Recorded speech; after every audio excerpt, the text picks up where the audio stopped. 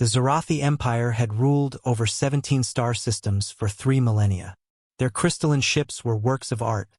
Their weapons could crack planets, and their warriors had never known defeat. Until they made one fatal error. They killed Emma Harrison's family. It had been a routine culling on the human colony of New Eden. The Zarathi needed resources, and the small mining settlement stood in their way. Commander Vexayar had ordered the elimination personally, watching through his ship's monitors as his troops executed every colonist. Efficient. Clean. Just another day expanding the empire. He hadn't noticed the teenage girl hidden in the ventilation shaft, watching her parents and younger brother die. Emma had transmitted one message back to Earth before the Zarathi departed. They killed everyone. Mom, Dad, Jamie, everyone. Earth's response came not in warships or angry declarations. Came in silence. Then, across every human world, the same message appeared. One of ours has been hurt. All of ours will answer. The Zarathi Empire died slowly at first. Mining vessels would vanish in deep space. Supply routes became unreliable. Critical infrastructure suffered mysterious failures. Commander Vexayar dismissed these as coincidences, minor insurgent actions from scattered human sympathizers. He was wrong. Dr. Marcus Webb, a geneticist on Earth, had never met the Harrisons. But when Emma's message reached home, he spent 72 hours without sleep analyzing captured Zarathi biosamples.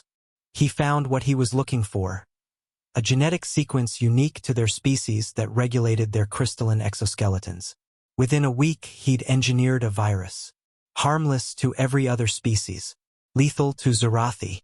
Maria Volkov, a bartender on Mars, had served drinks to colonists heading to New Eden. She knew their faces, their dreams. When she heard about the massacre, she used her decade of collected gossip from drunk freight pilots to map Zarathi supply lines.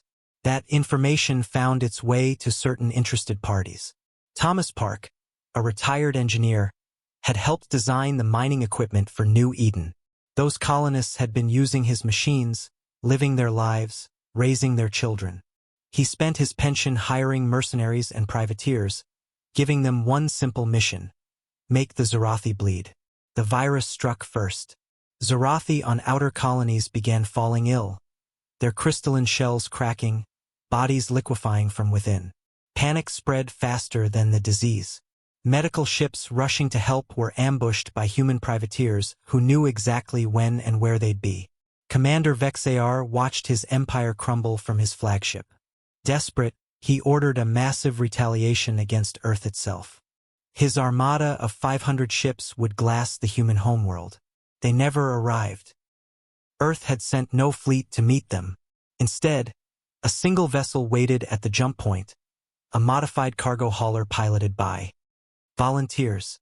As the Zarathi armada emerged from hyperspace, the cargo ship detonated. Not with conventional weapons, but with something far worse: a quantum cascade device that destabilized the local space-time continuum. The armada didn't explode, simply ceased.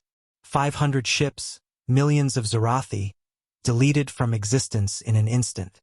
The cascade continued, spreading through their jump gate network, unmaking every Zarathi installation connected to it. On Earth, 8 billion humans had each contributed in their own way. Scientists shared research freely.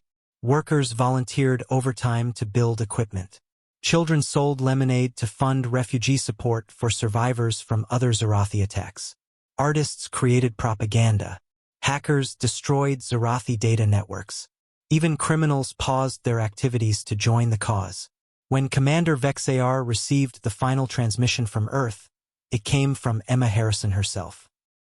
She stood in the ruins of New Eden, now free from Zarathi control, her face hard as stone. "You killed my family because we were in your way," she said quietly. "So humanity decided you were in ours."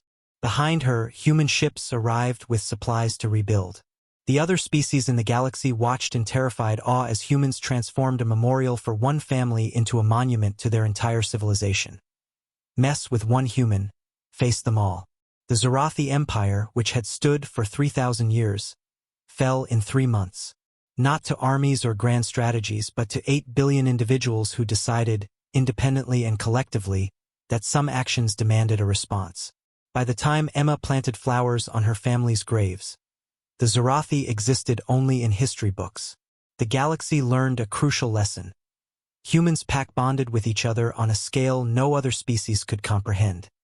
Kill one colonist, one family, one person who mattered to someone, and you faced not a nation's anger but a species' vengeance.